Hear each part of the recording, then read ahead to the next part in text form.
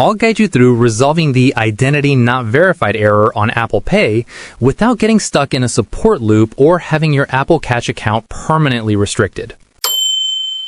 If you're ready, click the subscribe button. Let's get started. Recently, this error is usually triggered by a simple data mismatch between your Apple ID and your legal documents, so we need to synchronize your profile before triggering the manual verification prompt. Open your iPhone settings and tap on your name at the very top to display your legal name and primary address. Navigate down to Wallet and Apple Pay and select your Apple Cash card to access the specific account settings for your digital balance.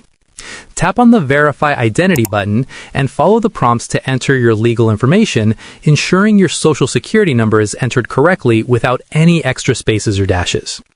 Use a flat, well-lit surface to photograph your driver's license or state ID, as the new AI scanner will reject any images with glare or cropped edges.